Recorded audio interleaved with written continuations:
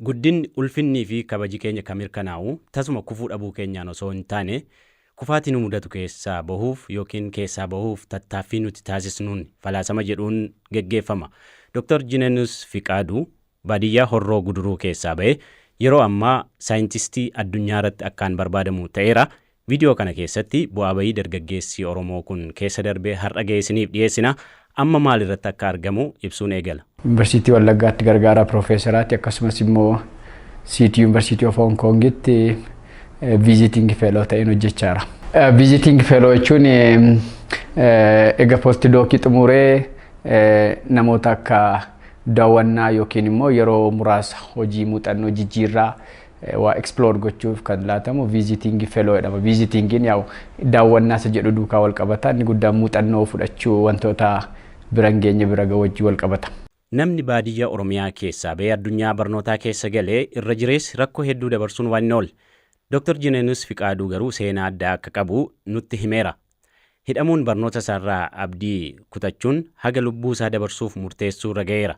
Garuu rakkoo isa mudatee hunda dandamatee barnoota isaan milkaa'eera. Mana hidhaa taa'ee barnoota yuunivarsiitii baratee qabxii olaanaan eebbifamee waancaa badhaafamuu danda'eera. Dargaggeessi Oromoo kun akkamiin hamilee horate bu'aa bayii yookiin immoo rakkoolee hedduu keessa darbee akka milkaa'ee BBC Afaan Oromoo waliin turtii taasiseen dubbateera. Imala barnootaa kiyya kutaa elementarii kan ittiin baradhee godina Horroo Guduruu keessattidha. Aanaa Guduruu keessatti baradhee akaadaamikaalii kutaa 1 haga 8tti looraankii yookiin barattoota sadarkaa dhumaa ba'an keessan ture.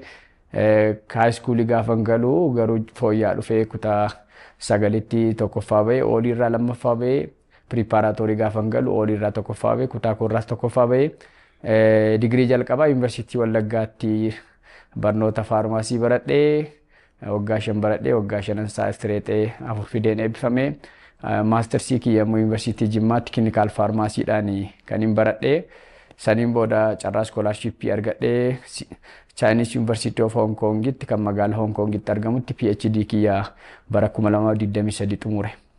Saniin booda immoo gara City University of Hong Kong jedhamutti waggaa tokko walakkaa postdookii hojjedhee amma gara visiting fellow hojjechaa jira. Jiruuf jireenya namaa keessatti lafi kun qormaataan guutuudha. Bu'aa bayii qabdii, argachuu dhabuu qabdii, milkaa'ina qabdii, kufaatii qabdii. Mana sirreessaa yeroo baay'ee galeera. Waajjira poolisii baay'ee beekaa. Yeroo tokko hidhamee gara torbee 2 ture. Achi waggaa tokko boodas yeroon kutaa 12 fixuu hidhamee mana sirreessaa ture. Waggaa 2 ture kan mana sirreessaa ture. Saniin booda waggaa tokko manuma sirreessaa ture. Waggaa 2ffaa garuu guyyaa baradheen galgalaa ture. Inni guddaan jireenya addunyaa kun wallaansoodha. Yaa akkuma nama baadiyyaa tokko keessa dhalateetti jireenya baadiyyaa magaalaarraa fagoo wantoonni kun chaalenjiin jiru. Karaa faamilii rakkoon jira, haala biyya keenya haalli siyaasaa rakkoo hedduutu jira. Sana keessa qaxxaamuruuf inni guddaan abdii kutachuu dhiisuudha, cimanii hojjechuudha, kaayyoo mul'ata ofiidhii fi gatii guddaa kaffaluu gaafata. Kanaaf jireenyi hiikumti ishee inni guddaan wallaansoodha, wallaansoo sana mo'uudha. Kanaaf daa'imummaarraa qabdee yoo lafa kaayyoo kee ga'uudhaaf wallaansoo wal qabuun dirqama.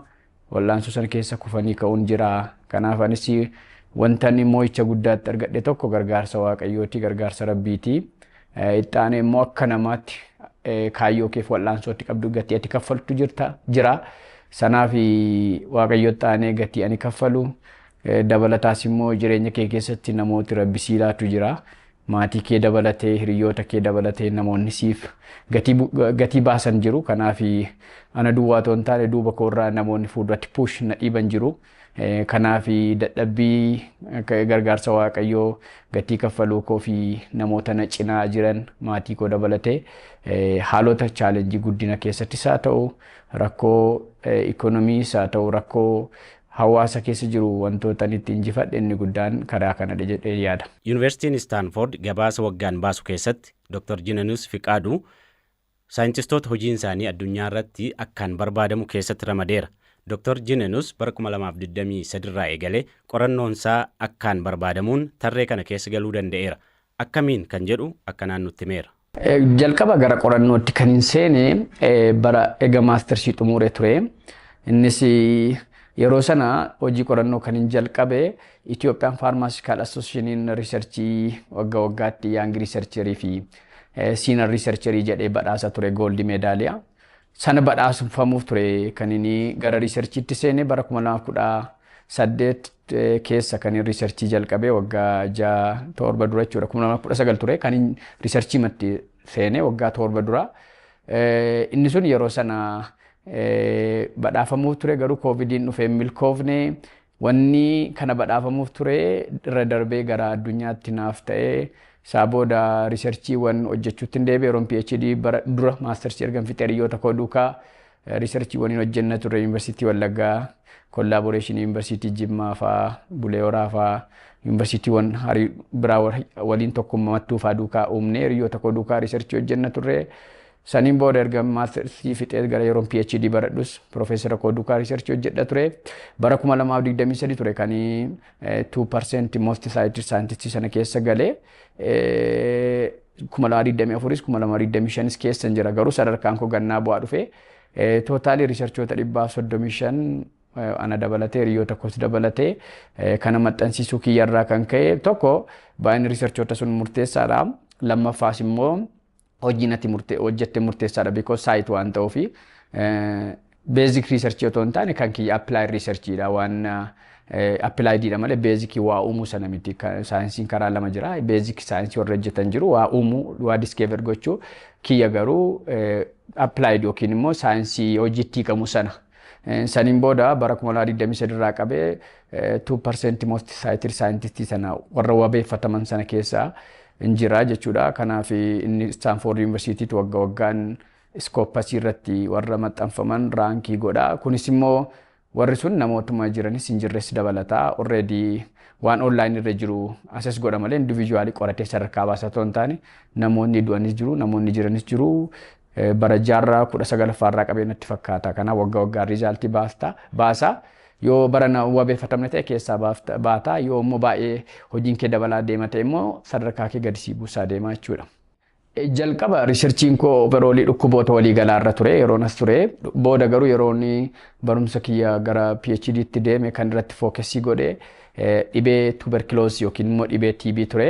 Innis immoo akkamiin TB balleessina because dhaabbanni fayyaa addunyaa TB balleessuudhaaf yookiin immoo du'aatii parsentii 90 yookiin immoo daddarbuusaa immoo parsentii 80 bara 2035tti hir'isuudhaaf hojii guddaa hojjeta. Kanaaf ani immoo inpuutii sana TB'n immoo yeroo baay'ee akkuma beekamu biyyoota guddataa jiran keessaa keessumaa Afrikaa, Eeshiyaa fi Laatiin Ameerikaa keessatti TB balleessuudhaaf immoo istiraateejii ani irratti hojjedhu inni guddaan TB'n contextual yookiin immoo seetiitiin yookiin dhaabbata tokkoon otoo hin taane waliigalaan otoo hin taane specific place fakkeenyaaf haalli itti nuti Itoophiyaa keessaa TB balleessuu dandeenyu kan Chaayinaa duukaa wal fakkaachuu dhiisuu danda'a. Kanaaf akkamitti biyyoota kana keessatti kan Afrikaa kan Itoophiyaa keessaas immoo namni ikoonomii adda addaa qaba. Inni kan baadiyyaa jira, inni kan magaala jira. Kanaaf ikoonomii isaanii giddugaleessa goone, faasiliitiiwwan giddugaleessa goone akkasumas immoo barumsi namaas murteessaadha. Akkamiin TB balleessuu dandeenya? TB'n dhukkuba daddarbaadha. Addunyaa irraa warra dhukkuboota daddarboo keessaa tokkoffaadha ajjeesuudhaan waggaatti hamma namoota miiliyoona 10 dhukkuba kanaan qabama. Kana keessa hamma miiliyoona 3 yookiin 4tu waggaatti kan inni bara darbee hamma miiliyoona 3 ture namooti du'aani. Kanaaf akkamitti du'a kan hambifna kan jedhudha. Kanaaf kan irratti hojjedhu tuberculosis akkamitti istiraateejii kamiin balleessuu dandeenya? Qoricha isa kam yoo fayyadamne, treatmentii isa kam yoo fayyadamne, diagnosisii kam yoo fayyadamne, akkasumas immoo preventive treatmentii isa kam yoo fayyadamne balleessuu dandeenya. Kunis immoo adaaltii keessatti, dargaggoota keessatti, abboota keessatti, daa'imman keessatti, namoota dhukkuba qaban keessatti istiraateejii kamiin fayyadamuu dandeenya? Baadiyyaatti kan fayyadamuu dandeenya? Itoophiyaatti, Eeshiyaatti kan fayyadamuu dandeenya kan jedhu irrattidha. Kanaaf kun immoo uummata kanaaf Itoophiyaaf kana selektii goona kan jedhudha. Sababni isaa wanni kontekstiin wanni Chaayinaatti gaarii ta'e nuuf gaarii ta'uu dhiisuu danda'a. Because iddoo tekinooloojiin jirutti as immoo tekinooloojiin dhibuu danda'a. Kanaaf bakka tekinooloojiin jiruuf ikoonomiin isaaniis nu caala yoo ta'e ikoonomii sana keessatti akkamitti tiriit goona isa jedhudha. Fakkeenyaaf gaafa teessee ilaaltu baadiyyaa keessa namoonni kiiloomeetira meeqa deemanii qoricha fudhatu. Dhukkubi TB immoo waan guyyaa tokko otoo hin taane waan ji'a ja'a yookiin waggaa tokkotti tiriitmentii barbaada. Kanaaf namoonni akka dhukkuba qoricha isaanii gargariin kunneen maal gochuu qabna? Fakkeenyaaf tokko wanni irratti hojjennu akkamiin istiraateejii gaarii selektii godhanna waan jedhu irrattidha. Kun immoo WHO sanaaf galtee ta'ee WHO waggaa waggaatti gaayidlaayinii divilooppii akka godhuu fi riisarchiin koo galtee ta'a jechuudha. Kanaaf inni guddaan waan irratti hojjedhu akkamiin TB balleessinaa qorichoota jiraniin tiriitimentiiwwan amma jiraniin biyya kamiif kan Itoophiyaa kophaatti, kan Saawuz Afrikaa kophaatti, kan Filiippiins, kan Baangilaadesh kophaatti selektii goone akkamitti biyya kamiif istiraateejii kamtu gaariidha. Baadiyyaaf isa kamtu gaariidha. Dargaggootaaf isa kamtu gaariidha. Isa jedhu selektii gochuu irrattidha jechuudha. Because qorichoonni baay'een jiru garuu haalli itti fayyadama keenyaa rakkisaadha. Kanaaf akkamitti fayyadamnee uummata kanarraa TB balleessina. Because TB yeroo ammaa kana biyyoota keessumaan naannoo mana sirreessaa keessatti bakka maatii walitti qabamaa keessaa akkasumas immoo naannoo immigiraantii kana keessatti baay'ee akkasumas baadiyyaa keessatti ammayyuu namoota ajjeesaa jira waan ta'eef akkamitti because namni takkaa qabame maatiin hundumtuu qabamuu danda'a waan ta'eef akkamitti piriventii gochuu dandeenya kan jedhu istiraateejii kan dhaabbata heelzii orgaanaayizeshinii WHO inpuutii ta'uudha jechuudha riisarchiin kiyya. Kanaaf kun immoo dhaqee wantoota riisarchiin sun haayilii saayititti ta'a yookiin immoo wabeeffatama waan ta'eef ani wabeeffatamuuf kan hojjedha otoo hin taane otoo hin jaallatiin wabeeffatamu sababni isaa inni guddaan garuu waa rakkoo hawaasaa furuu danda'a. Isa jedhu irratti hojjedha riisarchiin sun garuu otoo hin jaallatiin wabeeffatame jechuudha. Dr. Jinenus sababa qorannoo isaan beektota addunyaa hedduu waliin waltajjiiwwan garaagaraa irratti wal argee waliin mari'ateera. Gama kanaan carraa argateera. Qorannoon isaa qorannoowwan addunyaa irratti akkaan barbaadaman keessa galuun ammoo maqaan isaa akka beekamu taasiseera. Gama kanaan akkamiin carraa kana argate? Carraa kanarraa immoo maal fayyadame? Gara qorannootti seenuun jalqaba carraawwan hedduu na uumeera. Keessumaa bara 2023 ture innisheetifii naa laate. Keessumaa bara 2023 otoon PhD dhuma barachaa jiru dorgomaan ture yaang riisarcherii ta'e. Kana bara 2023 Global Young Scientist kan Singapore gaggeeffamu irratti hirmaadhee ture. Kun immoo otoo hin jaalatiin addunyaarraas namoota selektii ta'an ani garuu Hong Kongin bakka bu'ee namoota Noobelii badhaafaman namoota 15 argachuu danda'eera. Namoota kana wajjin walitti fideera. Kanaaf addunyaarraa namoota Noobelii badhaafaman kan baayoloojii irraa, kan fayyaa irraa, kan herrega irraa, kan fiiziksii irraa walitti qabaman duukaa walga'ii guyyaa 3 argadheera. Tokko inni muuxannoo namoota sanaa akka argattu si godha. Lammaffaa immoo mootiveeshinii si laata. Akka namoota kana hojjechuun qaba saayintistii ta'uu qaba siin jedha. Isaniin booda garuu eegan sanarratti hirmaadhe booda riisarchii sanaan immoo gaafa riisarchii hojjettu biyya garaagaraa deemte akka riisarchii konfereensii dhiyeessitu siitaa kanaaf gara UK kana beekaa Raashiyaa, Singaappoor, Kooriyaa, Jaappaan, USA kanaaf wantoota kana deeme akkan riisarchii dhiyeessu naaf ta'eera. Kun immoo otoo hin jaalatiin namoota duukaa wal bartaa. Yuunivarsiitota piroofeesaroota sadarkaa guddaa qaba wajjin wal bartaa. Kanaaf amma riisarchoonni amma hojjedhu baay'eensaa biyyoota garaagaraa irraa namoota walitti dhufanidha. USA irraa, Kanaadaa irraa, UK irraa, Jarman akkasumas immoo Awustiraaliyaa, Chaayinaa dabalatee jechuudha. Inni kun immoo tokko beekumsa adda addaa argattaa, muuxannoo adda addaa argattaa. Lammaffaa immoo namoota muuxannoo guddaa qaban duukaa akka hojjettuuf carraa sii bana. Kanaaf otoo hin beekiin namoota hedduu duukaa akka wal bartu si ta'a. Kun immoo carraawwan muuxannoo argattuunis haa ta'u lammaffaa immoo riisarchii keessa gatii itti laatamaa deema. Yuunivarsiitiin Dr. Jinenus Fiqaaduu barnoota PhD isaa itti barate addunyaa irratti yuunivarsiitii dorgommiin akkaan itti cimuudha. Barattoonni Afrikaa baay'inaan keessatti hin argaman. Dr. Jinenus ofii akkamiin carraa kana argate? Ammoo baadiyyaa sana keessaa ba'ee rakkoolee ijoollummaa irraa qabanii isa mudatan hedduu dandamatee har'a sadarkaa kanarra nan ga'a jedhee yaadee beeka. Carraa barnootaa kiniin argadhe inni guddaan yeroo baay'ee appilaayi gochaa ture, iskoolaarshippii barbaadaa ture. Booda garuu Hong Kong PhD Fellowship Scheme kan jedhamu jira ture. Yeroo san haalonni ulfaataa ture garuu appilaayi godhadhee interviyuu ta'e dhaqee gaafa naqu garuu isaanii ittiin amanan turanii. Piroofeesarri koo isheen na fudhatte senior piroofeesarii kan USA turtedha. Garuu gaafa achi dhaqu isaanii akka yaaliif jedhani malee nama gurraacha biraa fudhatanii hin beekanii. Kanaaf iskuulii koo keessaa ana duwwaa ture gurraachi isaan natti hin amanne garuu yaalii maaf fudhannee ilaalla waa jedhu naan jette ishuman naan jedhe jechuun anatu persiif godhe ta'uu hin taane fudhannee ilaalla haalli Afrikaa maal fakkaata namoonni Afrikaa irraa dhufan takka namoota adiirra alaa fudhannee ilaalla jennee walii gallee fudhannee naan jedhanii jalqaba hin ulfaata ture haalli kaalcharii isaallee waan tokko hedduu ulfaata. Garuu booda isaan natti hin amanne dhuguma dubbachuu fi milkaas jedhanii yaanne garuu dhumarratti gaafa fitu ani isuma PhD iyyuu otoo isa waggaa 3 otoo waggaa 2 gahin dursee requirement na barbaachisu fixee research publication iyyuu namoota achitti baratan dura turan keessaa anatu haayilii namoota baay'ee daddafee kan publish naa ta'e akka kiyya ture.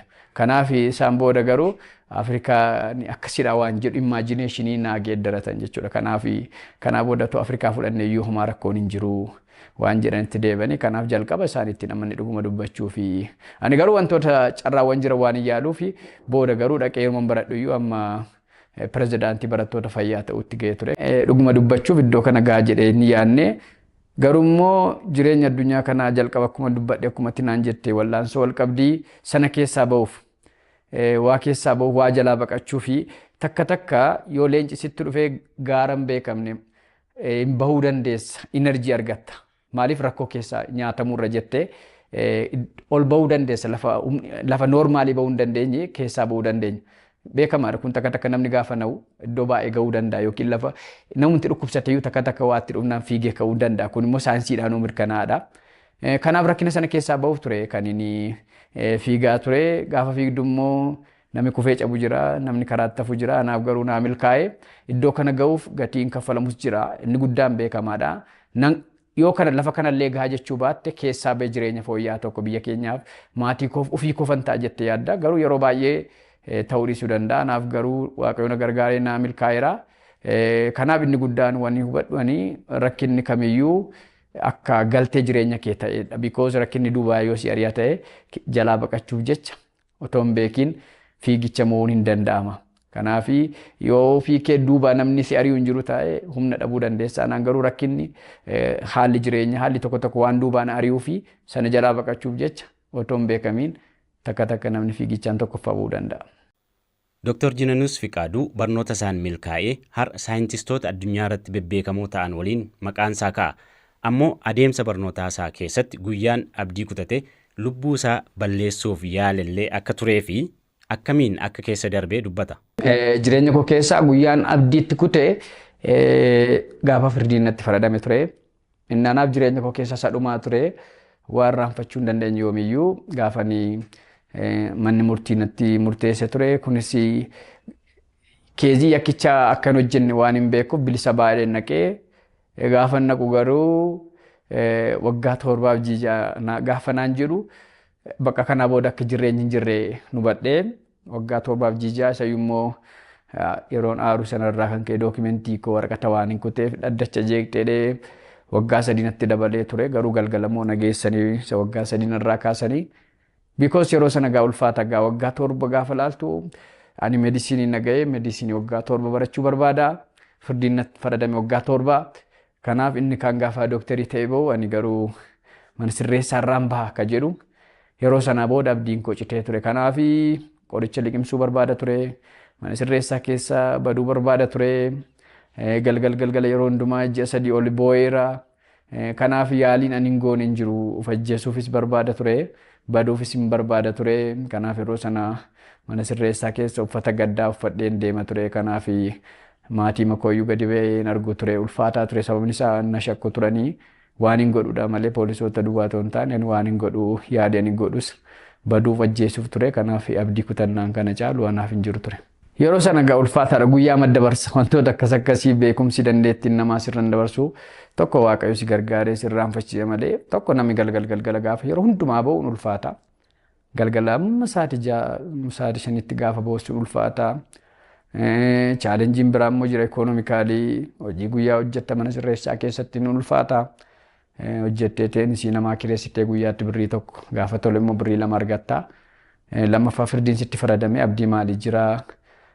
Ni ulfaata bakka as deebi'uun ulfaataa achi deebi'uun ulfaataa garuu guyyaa ma eegee egaa waaqayyo kallattii siilaata yeroo sana kallattii ani argadhee mana sirreessaa jijjiirradhee gara jaatoo naqamteetti akka withdraw guutuuf ture wanti withdraw guutuuf jalqabe immoo akkan baradhee barumsa kiyya xumuruu naa ta'e jechuudha. Kanaaf inni keessa darbe waaquma na jajjabeesse ta'an immoo namooti na bira jiru turanii obboloota baay'ee nu biraa qaba ture namoonni mana sirreessaa keessa akka bakkee namoota bakkee miti sii dhimmu si gargaaru inni kaan shunkurtii saantima 30 hojjetee si gargaara inni kaan guyyaatti qarshii tokkoon qoraan falatee si gargaara na yaadadha namoonni hiriyooti abbootiin birrii inni kaan birrii 2 inni kaan qarshii tokko inni kaan saantima 30 walitti nu buusanii mana sirreessaa na jijjiiranii sun immoo gara yuunivarsiitii Wallaggaatti akka niiqee baradhuuf carraa naa bane dhumarra waggaa tokko booda immoo yakka sanarraa bilisa ba'ee waan hin ba'eef barumsa kiyyatti deebi'ee kanaaf